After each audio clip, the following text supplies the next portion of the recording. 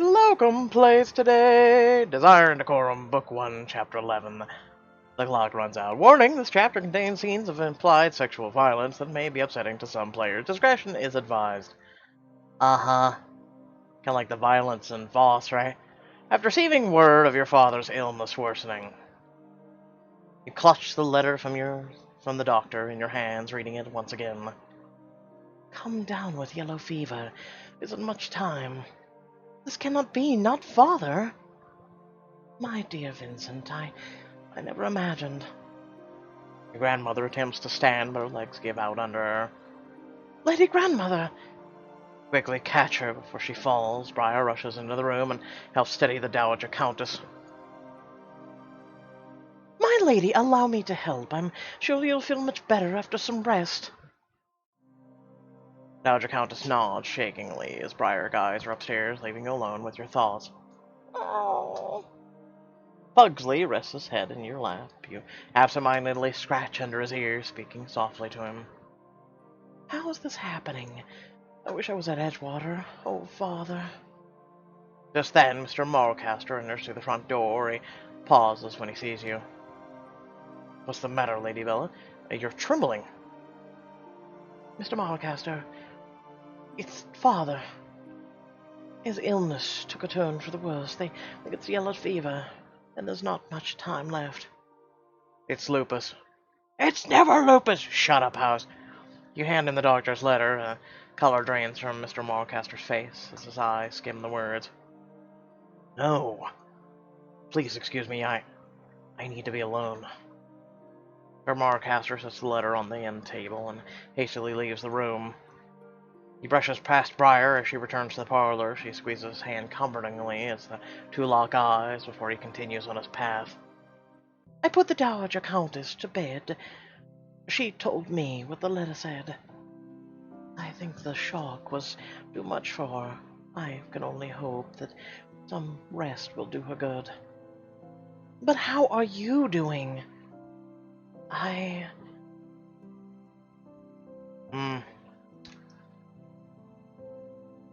Your father, who you've been estranged to, suddenly comes down with an illness. It depends on who you are, I suppose. For me, someone who I called Mom for 20 plus years of my life, died, and I didn't shed a tear.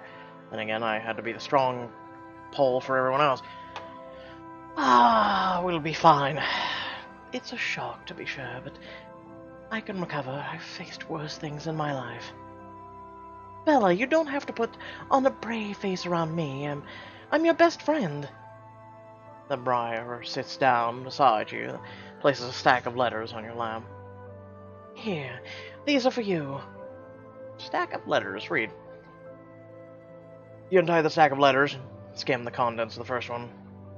These are love letters in my father's hand, addressed to my mother. How did you get these? My mother found them when she was cleaning your cottage back in Grovershire. They just arrived. Can't believe my mother kept these after so many years. With everything going on with your father, you look like you could use them. You open up the first letter and read from it. Dear Miss Hartford, do not be alarmed by my sudden correspondence. Although our meeting today was brief, I could not bear waiting for another chance encounter to speak with you again. Oh my, this was written after they first met. Your father sounds like quite the romantic. You simply must keep reading. You don't think it would be eavesdropping or anything, do you? This would be a great opportunity to force diamonds on us, to find out about our parents, who one has died and the other one is dying. Maybe they wouldn't want me to see it, and it'd be best just to burn them instead. Heavens, no, don't do that. I'm certain your parents would want you to know their love story. It's almost like hearing it directly from them. Glance back at the letters in your hand, slightly smiling to yourself. I'm sure my father had a way with words, and I've always wondered. What did I just say? What did I just say? Protect their privacy. Quick, burn them. I appreciate the gesture, but my mother had these hidden away for a reason. I want to respect their privacy. Off to the fireplace you go. You walk over to the fireplace and toss the stack of letters in. I understand, although I can't say I'm not still curious. Your eyes flicker to the doctor's letter on the end table. You pick it up, running your fingers along the words. So what are you going to do? I have to return to Edgewater, but I'm worried. I fear that I won't make it in time. I'll disappoint Father. I won't make it in time. He doesn't have much time left. What if I am too late? I won't be able to speak to him one last time. I won't be able to tell him. You choke on your words as a tear trickles down your face. Briar pulls you into a tight embrace. Oh, Bella. You can't think that way. You will see your father again. I know it. You hold on to Briar tightly, letting a few tears fall onto her shoulder. Thank you, Briar. I don't deserve such a good friend as you. Lady Bella! Lady Bella! Miss Sutton's cries get louder and louder as she bursts into the parlor from down the hall. She leans against the armchair and catches her breath. What is it, Miss Sutton? Edgewater! Countess! Hurry! Miss Sutton, spit it out already. Sutton tries to speak again, her voice still frantic. It's horrible. Dreadful, I tell you. Dreadful. Mr. Malcaster just received an urgent letter from Countess Henrietta. Oh, no. That can't be good. I overheard Mr. Malcaster reading it. The Countess believes the Earl is going to die. And she's going to destroy his will before it can be verified, so you won't inherit Edgewater. How dare she? This has gone far enough. But, Miss Sutton, why are you sharing this with me? Should you not be glad at the prospect of your fiancé inheriting Edgewater? What fiancé? You're the one who made me see that the Countess will never allow our marriage to go through. You've always been so kind to me. Warning you is the least I could do. Sutton trusted you enough to share what his letter read. Which is sad, because we've been really nice to Mr. Malcaster. You would think he would say something, too. But you must act in haste if you wish to stop her. Bella, you'd best travel by horseback. It'll be the easiest and quickest way back. But what about my grandmother? Father is her son. I'm sure she'll want to see him as well. She can take the carriage. I don't think she's fit to travel at present. Do not worry. I'll watch over and join you at Edgewater tomorrow. Yes, yes. Now go before it's too late. You nod and head out of the front door on your way to the stables. But as you shut the door, you collide with Duke Richards. Ah, God damn it. Ah, the lovely Lady Bella. Just who I was hoping to see. Your Grace, I was not expecting you this late. Ah, pleasant surprise, I can hope. Not really. I'm afraid I can't stay and chat. I have an urgent matter to attend to. Ah, but I came all this way to personally invite you to attend my grand ball. The least you could do is be my honored guest. I'm flattered by your invitation, Your Grace, but I won't be able to attend. No? No, I cannot. You see, I must return to Edgewater at once. There are pressing matters with my father I must see to. Now, if you'll excuse me, I must be on my way. Ah, see, I remember about manners. Step around Duke Richards on your way to the stables, but he briskly walks ahead of you and blocks your path. You won't be my guest. I am Duke Tristan Richards of Carlton. No one turns down the invitation of someone of royal descent. I could be king. Yet I said no. Please step aside, Your Grace. Richards leers down at you, not budging an inch. Walk around him. Step on the street and try to move around him, but Duke Richards grabs your arm and backs you against the townhouse. If you touch me one more time, I'm kneeing you right in the cojones. Where do you think you're running off to, Lady Bella? I thought we could spend some time together. Unhand me at once. Where's the, I forget his name. The stable hand guy. I just need that big, strong ox of a man to just knock the shit out of this guy. Being hard to get, I see. It just makes you more alluring. Duke Richard strokes your cheek, menacing, speaking in a menacing voice. You know, a bastard like you should be honored to receive the attention of a duke. You don't know the meaning of the word honor. Ah, Lady Bella, you wound me. Perhaps a kiss to make me feel better. You can feel the Duke's hot breath as he inches closer. Trick him. A kiss, that's what you want. Oh, yes. You lean in to Duke Richards. He shuts his eyes in anticipation, but before your lips reach his, you whisper, I wouldn't kiss you if you were the only person left in the world. You elbow him and head towards the stables. Duke Richards runs after you and calls out. Look around, Lady Bella. We are alone. I have the upper hand. Not if I kick you where it counts. Do what I say, or else I'll tell everyone you've already given in to my charms. Your reputation will be ruined. Turn and face the Duke, who stands only a few feet away, smiles at you darkly. And who will people believe? The Duke of Carlton, or the bastard of some wanton singer? You wouldn't. Everyone knows bastards are hot-blooded. No one would be surprised. Clench your fists and glare at the Duke. No one else is around. This would be the perfect opportunity to tell the Duke Richards how I really feel. Oh, like he gives a shit. I'm sorry. No, we're not picking this. Why? We're talking about 1800 in England, right? UK. Okay. This guy hasn't respected you yet. I don't think giving him a piece of your mind is really going to give anything. Really. Come on now. Frown, don't give a shit. Phrase, save your breath. You're not worth my time, Duke Richards. I may be the Earl's natural daughter, but you're the one acting like a bastard. Duke Richards sees as you turn on your heels and strut away. And that's how you do it, folks.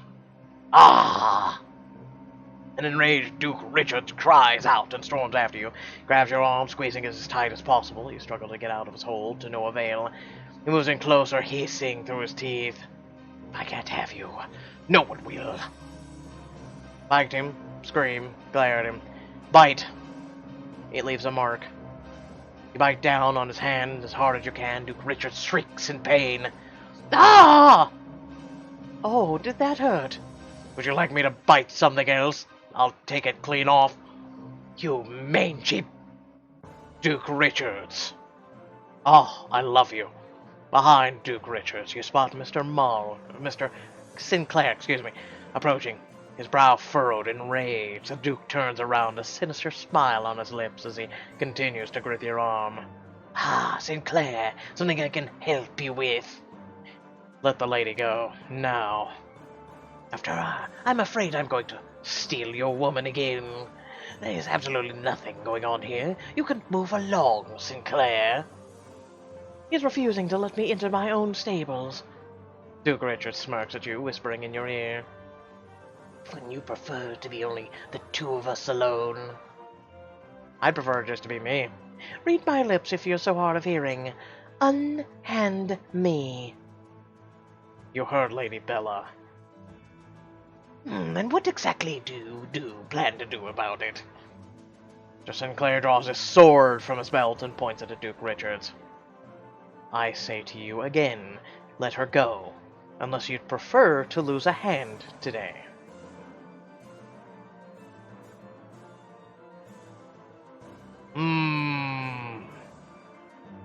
Let him lose the hand, Mr. Sinclair. It's doing no one favors attached to him. You attempt to pry Duke Richard's fingers off your arm, but he places his other hand on the top of yours.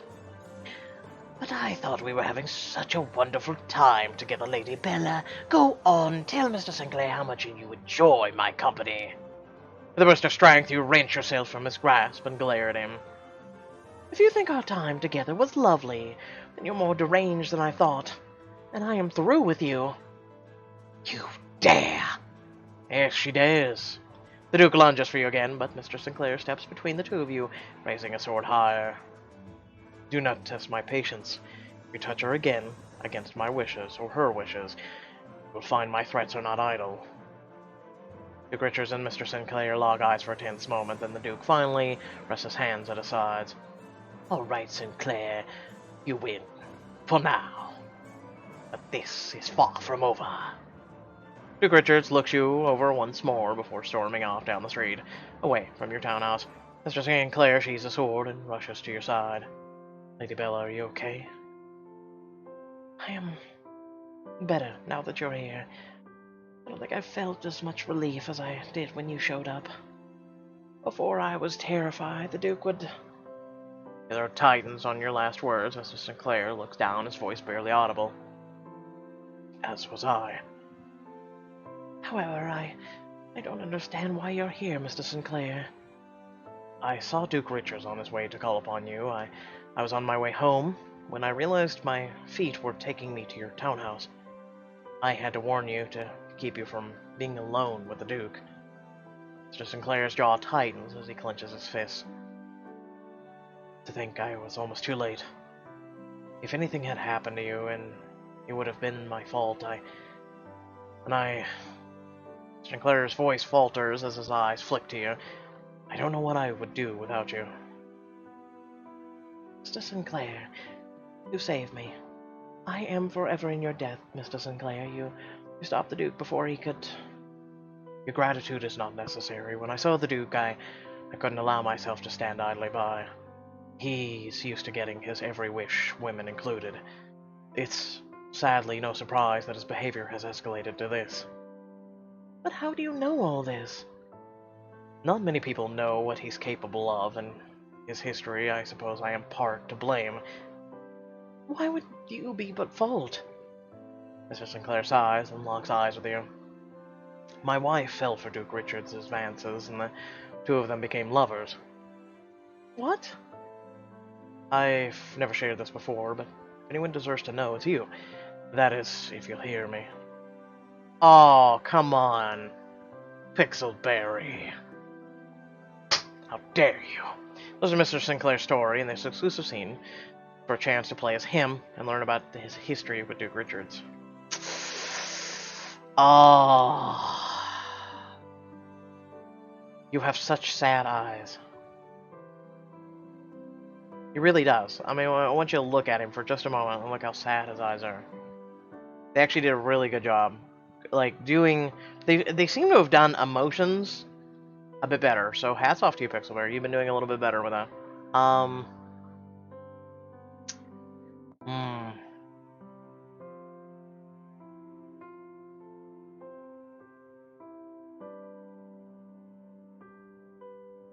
I really want to. I really want to. Goddamn those sad eyes. I'm gonna pass for now.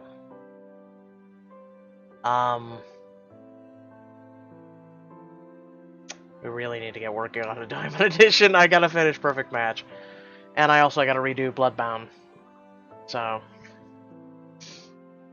I don't wish to force you to relive your past. Whatever the story, it must have been difficult to handle. It was. In simple terms, my wife, Rosalind, had an affair with the Duke and died in childbirth. With his child. What? How? I know it's true, but I wish it weren't. It was a long time ago. I only share this to caution you. Duke Richards is not a gentleman, nor is he safe to be alone with. But I give you my word, I will always look out for you. It's interesting how we didn't pick the Diamond of Choice, we still get to know the subtitled version and short summary of what happened. It's nice. Thank you, Mr. Sinclair. Words cannot express how glad that makes me hear. But time is not on my side. I must leave at once. In all the chaos with Duke Richards, I almost forgot. I must leave for Edgewater right away. What calls you away from London? My father's health has taken a grave turn, and it seems Countess Henrietta will stop at nothing to destroy his will before Edgewater falls to me. Then I shall see you off safely. Mr. Sinclair escorts you to the stables, and you begin to saddle your horse for the long journey. Is there anything more I can do for you, Lady Bella? You could ride with me? Question mark. I appreciate your concern, but you have done more than enough to help, sir. Just then, the door swings open and Mr. Harper walks in. Hey, where were you? Where were you, good sir? I needed that strong ox of a man. Lady Bella, I had hoped I was not too late. Briar just told me about your father. Then you know I am headed for Edgewater? Yes, I'll go with you. Mr. Harper immediately jumps into action and begins preparing a second horse. It seems you are in safe hands, Lady Bella. May you both ride like the wind. Mr. Sinclair kisses your hand and bows curtly. Thank you, sir.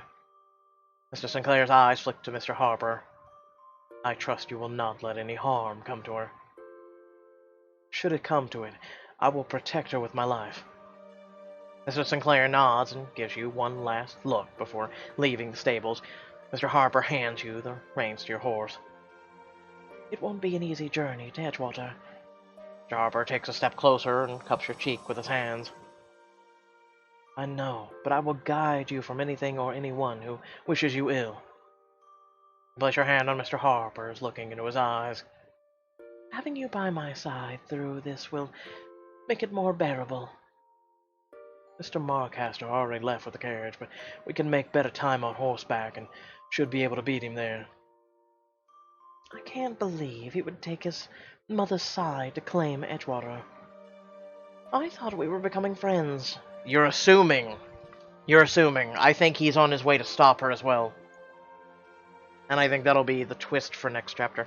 The two of you mount your horses and walk towards the door. Let us hurry. There's not a moment to lose. And cue end of chapter. Next time on Desire and Decorum, can you ride through the night quickly enough to reach Edgewater in time to see your father, or will he slip through your fingers?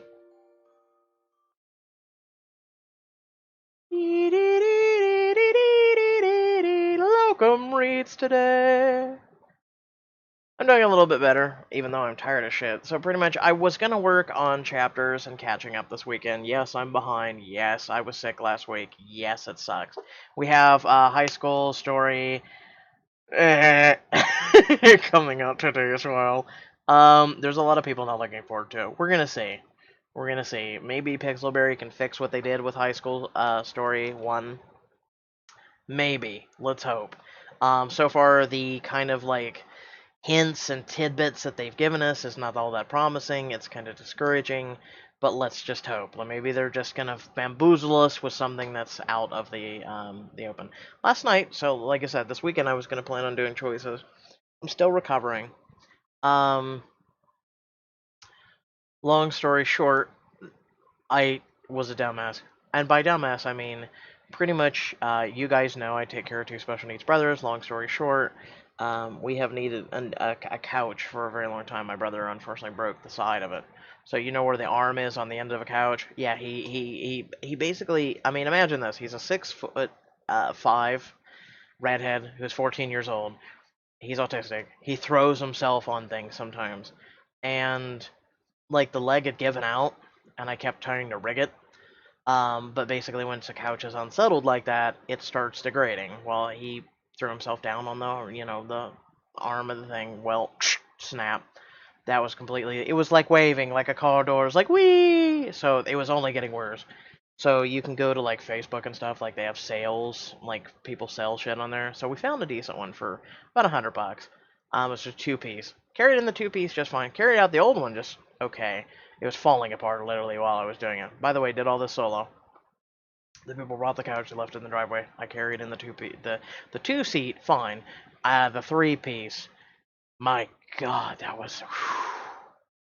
So the thing is carrying a 3-seat couch upstairs alone is almost impossible. And man, I taxed myself really bad. After just getting out of the hospital, just recovering, starting to, get well again, because your body, after going through what I did, you're very depleted. So here I am doing that. Oh my god, please help me. Send help. I was like, I was actually the first time I quit. Last night. It was actually the first time I have ever quit in my life. And I was like, I can't do this. I can't literally do this. I will scrounge up money to get some movers to come here just to move the couch up the stairs. And basically I have a mentality of work smarter, not harder. Well, eventually I started working smarter and not harder, and then I ended up working harder and dumb. So, yeah, long story short, that didn't go all the way I wanted it to. Eventually, again, if you just take a step back sometimes and just get your wits about you and things like that, you can outsmart things, and I did. Got the place clean, got it all taken care of. But man, my muscles are thrashed right now. So, but I gotta push through it. I gotta get you guys your choices and shit. So, and hey, it's October. It's my favorite month, and I was gonna do Halloween specials and a bunch of other shit. So, if you've reached this part, thank you all for watching. Thank you all for listening, and I will catch you guys in the next video. Peace.